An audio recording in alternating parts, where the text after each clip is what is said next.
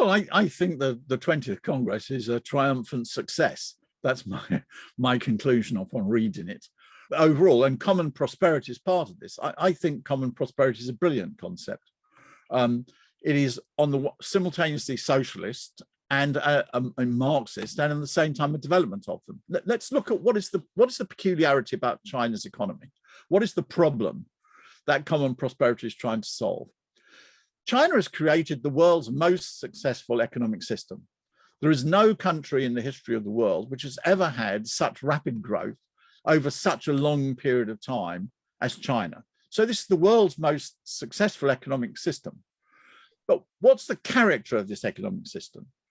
It has state ownership as the mainstay, to use the official terminology of China, but it also has a big private sector. Now, this creates, therefore, poses the question of inequality in a new way to the one that it existed previously in history.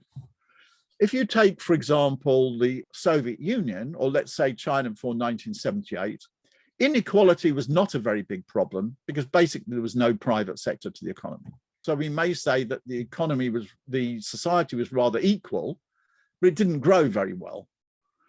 If we take the opposite extreme, the United States, whereas there is essentially a 100% private ownership, well, 99% private ownership economy, well, the problem is then the population doesn't benefit from the growth.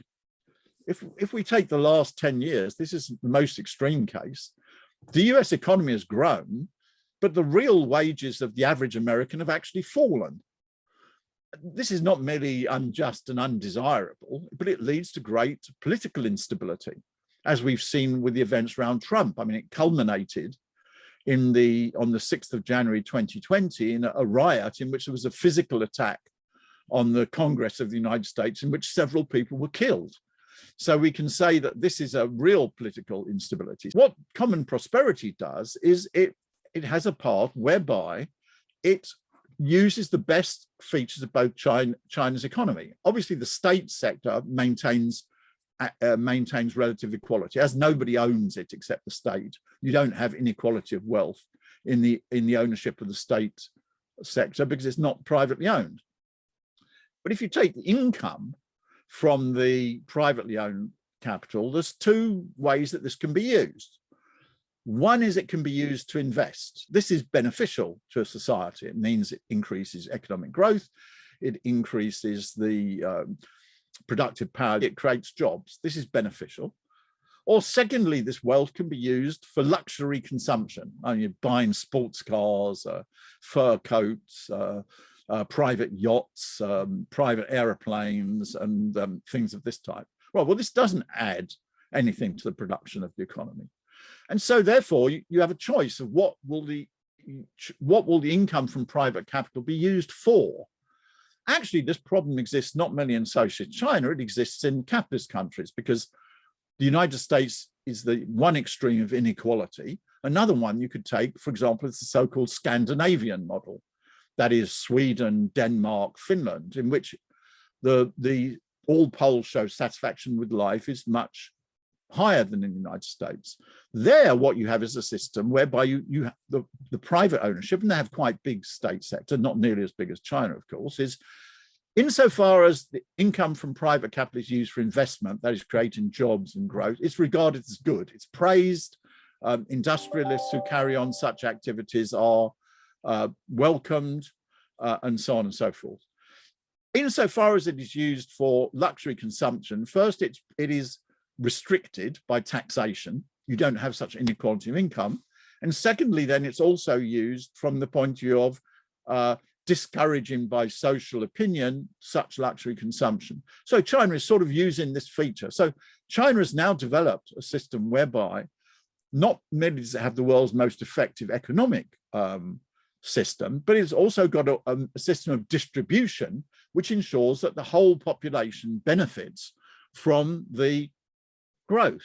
Firstly, the state sector is dominant. And secondly, insofar as there's private business, if you're engaged in creating jobs and growing the economy, that's very good, and all your rights will be protected. And if you want to spend your time on sports cars and throwing lavish parties and engaged in various types of cult of your personality and so on and so forth, then you're going to be socially looked down upon. So I think that this is extremely innovative and extremely effective, and will ensure both economic growth and political and social stability in China. I would just say that China's been extraordinarily successful in the last 7 decades.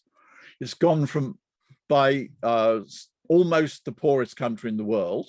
According to the best economic statistics, only 10 countries in the world had a lower GDP per capita than China, to becoming in about 2 to 3 years' time a high-income economy by World Bank International classification. It's already a high-income economy by moderate prosperity by Chinese standards.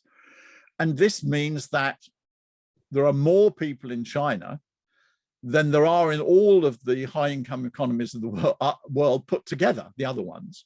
So when China becomes a high-income economy in about 2 to 3 years' time, it will, in a single lifetime, in only slightly over 70 years, have gone from being almost the world's poorest country to being a high-income economy for 1/5 of the world's population. This is the greatest social miracle which has ever existed probably in the history of the world, and certainly in the last 500 years. And so the only thing I want out of the situation is that China continues down the successful path that it's had, because this is an immense step forward, not merely for China, it's an immense step forward for the world.